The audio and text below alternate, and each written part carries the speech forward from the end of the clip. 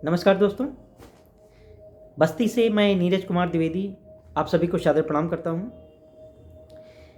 हमारे समाज में नाना प्रकार की विकृतियाँ फैली हुई हैं और उसी में से एक विकृति है ऐसी भी जिसमें हमारी बेटियों को अपनी जान गंवानी पड़ रही है। कभी उन्हें तेल डालकर जला दिया जाता है तो कभी बोटियों में काट दिया जाता है।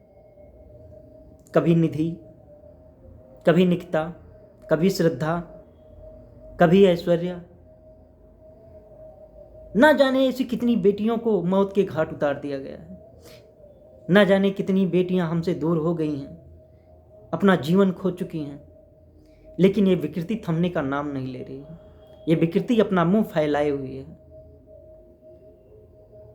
इसी दर्द को बयां करती हुई मेरी एक कविता है, उससे कुछ पंक्तियां मैं आप सभी के बीच रख रहा हूं। देखिएगा और अपना प्यार दीजिएगा। देखिएगा कि नारी की कोख से जाया होकर नारी पर अत्याचार किया, नारी की कोख से जाया होकर नारी पर अत्याचार किया और स्वयं वासना खातिर कितनी अबला से व्यभिचार किया। प्रेम जाल में फांस फांस कर, प्रेम जाल में फांस फांस कर बेटी को बहलाते तुम और घर वालों से दूर करो फिर अपने साथ भगाते तुम। आपको पूरा समझ में आ गया होगा मैं कहना क्या चाह रहा हूं, मैं किस मुद्दे की बात करना चाह रहा हूं। कहते हैं ये प्रेम है, कहां का प्रेम है? किस आयत ग्रंथ कुरान में लिखा बोलो प्रेम की ऐसी परिभाषा? अरे किस आयत ग्रंथ कुरान में वर्णित प्रेम की ऐसी परिभाषा? पर तेरे जैसे ना मर्द से है नालायक से ऐसी आशा, पर तेरे जैसे ना मर्द से है नालायक से ऐसी आशा। अरे मारा पीटा तेल भी फेंका और जलाया बेटी को, मारा पीटा तेल भी फेंका और जलाया बेटी को, हवस मिटाई जान भी ले गए और मिटाया बेटी को। बोटी बोटी काट काट तुमने तड़फाया बेटी को, दो कुल की उजियारी दीपक मार बुझाया बेटी को। दो कुल की उजियारी दीपक, दो कुल की उजियारी दीपक मार बुझाया बेटी को। बेटी, आज बेटियों पर इतना त्रास कर रहे हो, कल मां कहां से पाओगे आप? हमें मां कहां से मिलेगी? इस सृष्टि पर जीवन कहां से आएगा?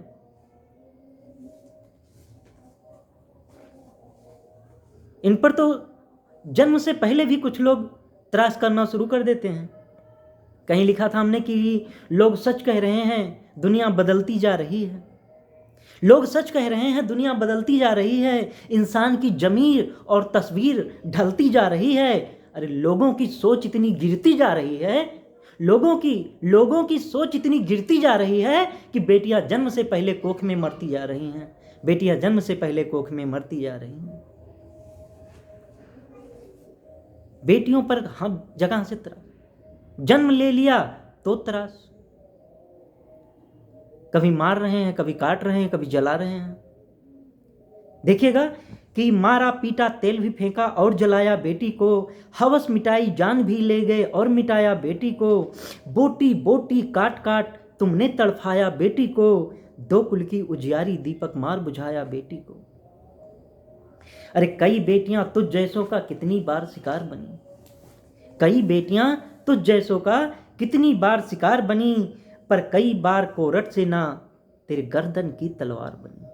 अभी आपने जल्दी में देखा होगा, सभी ने सुना होगा कि हाई कोर्ट से सजाए मौत मुकर्रर किया गया था और सुप्रीम कोर्ट ने उसे बाइज्जत बरी कर दिया।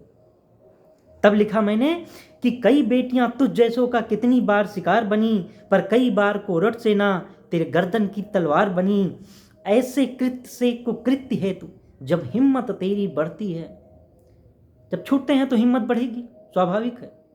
तब लिखा कि ऐसे कृत्य से कुकृत्य हेतु जब हिम्मत तेरी बढ़ती है, तभी प्रियंका के हत्यारों वाली सजा मांग में चढ़ती है।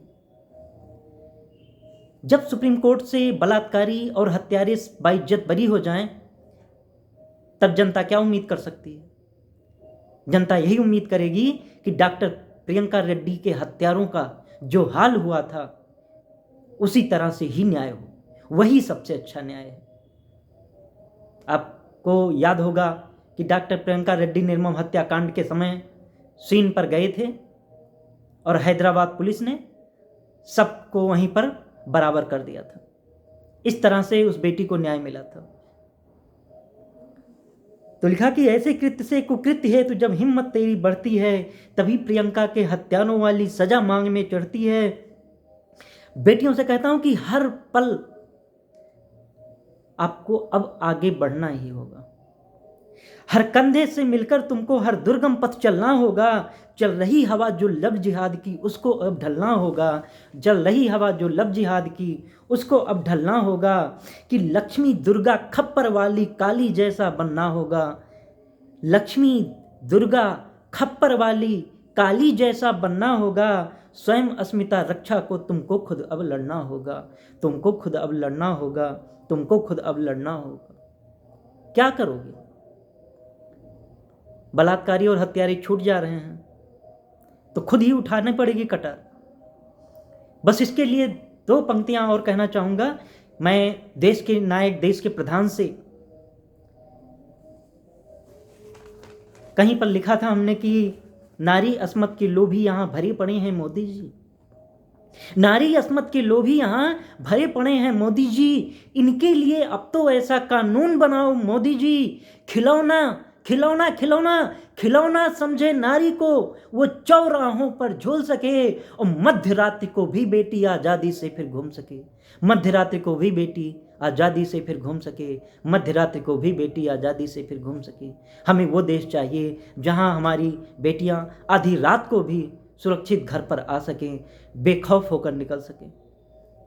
तो आप सभी इसे अपना प्यार दीजिएगा और अगर पसंद आए तो औरों को, अपने दोस्तों को भी शेयर कीजिए और उन्हें जागरूक कीजिए, उन्हें इस दर्द से वाकिफ़ कराइए और बेटियों को आगे बढ़ने के लिए हिम्मत दीजिए। जय हिंद, जय भारत, वंदे मातरम।